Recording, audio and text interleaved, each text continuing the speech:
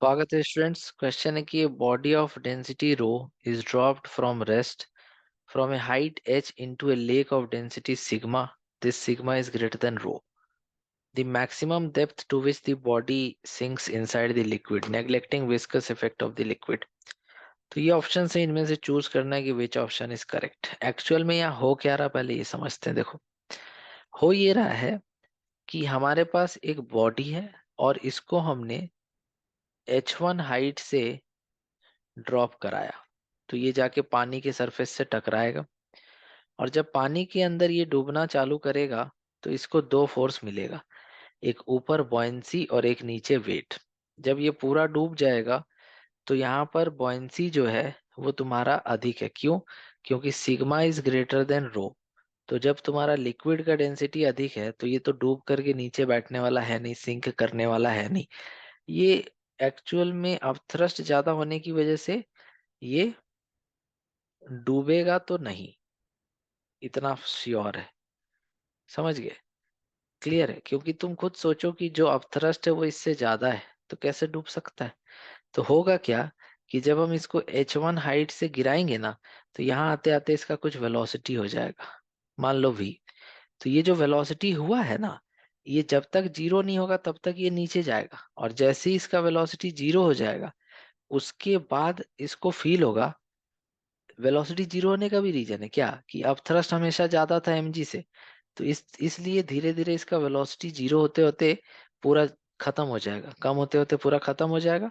और जैसे ही इसका वेलोसिटी यहाँ h डेप्थ पे जाने के बाद मान लो खत्म हो गया, तो अब इसको ऊपर की तरफ जो नेट फोर्स मिलेगा वो धक्का मारेगा और फिर ये ऊपर जाने लगेगा। समझ गए? तो ऐसा कुछ मोशन यहाँ पर होगा। समझ आ रही बात?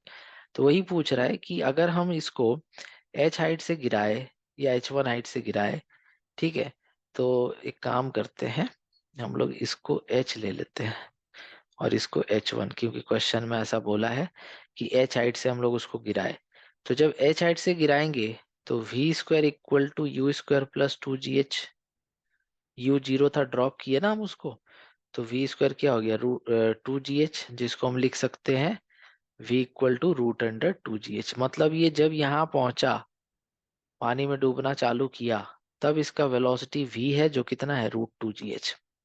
अब जब ये नीचे जाएगा तो इसको एक रिटार्डेशन फील होगा नेट फोर्स की वजह से।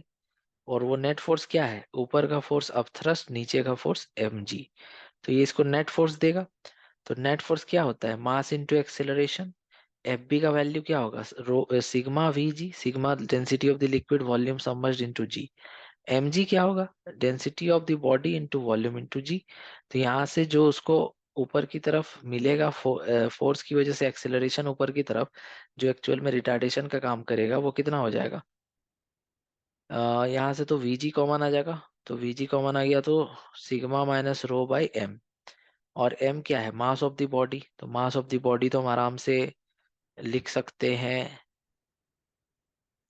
मास is equals to density of the body into volume. तो v से v कट गया, तो a का वैल्यू क्या आ गया, g1 minus rho by sigma. So this is the retardation that it will experience in the upward direction. तो अब हम क्या करें, अब हम एक काम करते हैं कि हमको ऊपर का रिटार्डेशन पता है, इनिशियल वेलोसिटी पता है, और h डेप्थ में जाने के बाद उसका वेलोसिटी जीरो हो जाएगा। तो फिर से एक बार v square equal to u square plus 2as क्यों ना लगा दें हम, जिसमें कि फाइनली h डेप्थ में जाने पर उसका वेलोसिटी हो जाएगा जीरो। और जब ये यहाँ से चला था तो उसका वेलोसिटी था रूट 2gh, जो हो जाएगा यू स्क्वायर 2gh। माइनस होगा क्योंकि ऊपर की तरफ फोर्स लग रहा है और मोशन नीचे हो रहा है, तो 2a इंटू एच। ए का वैल्यू भी मेरे को पता है यहाँ पे, तो टू टू कट जाएगा, हम ऐसा लिख सकते हैं, एच एच भी कट जाएगा। एक मिनट, ये एच अलग था, ये एच डैश h1 माने हम, सॉरी, वही तो सब कट ही जाएगा तो आएगा क्या। तो टू तो कट जाएगा, और हम ऐसा लिख सकते हैं 2a h1 is equal to 2gh। तो यहाँ से h1 बराबर आ जाएगा gh/a। ठीक है, तो मेरे से पूछा था मैक्सिमम डेप्थ कितना तक ये जा सकता है। तो फाइनली तुम देख पा रहे हो कि h1 का वैल्यू gh/a, a का वैल्यू है g1 minus rho upon sigma, तो g से g कट गया, तो आंसर आ गया H/1 - रो अपॉन सिग्मा। तो ये मेरा फाइनल आंसर यहाँ पे होना चाहिए H। हाँ, एलसीएम ले लिया है। अरे वो एलसीएम ले लिया ना, तो H1 इक्वल टू हो जाएगा, नीचे एलसीएम ले लो तो ये आ जाएगा sigma minus rho by sigma, sigma ऊपर चला जाएगा। ठीक है, तो इसका जो ऑप्शन होना चाहिए मेरे हिसाब से, जो डेटा दिया हुआ है उसके हिसाब से अगर तुम देखो, तो यहाँ पर जो ऑप्शन होना चाहिए वो एक्चुअल में, अच्छा मेरे से मिस्टेक हुआ यहाँ, ये जो डेंसिटी हम लिखे थे ना, ये डेंसिटी लिखने में गलती हुआ है, कोई बात नहीं। ठीक है, ये क्यों गलती हुआ, क्योंकि जो बॉडी है उसका डेंसिटी तो रो था ना।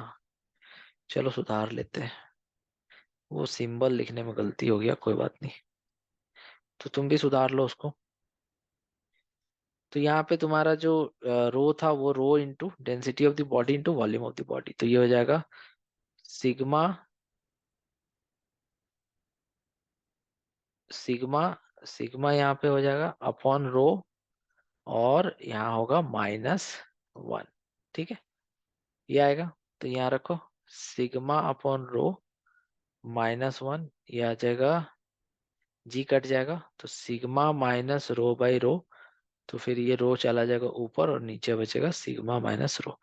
ये sigma density of the body है, तो वो लिखना पड़ेगा तुमको, ठीक है ना। तो इस तरह से इस क्वेश्चन को सॉल्व करना था। आई होप कि तुम पूरा पार्ट अच्छे तरीके से समझ पाए होगे। Thank you so much for watching.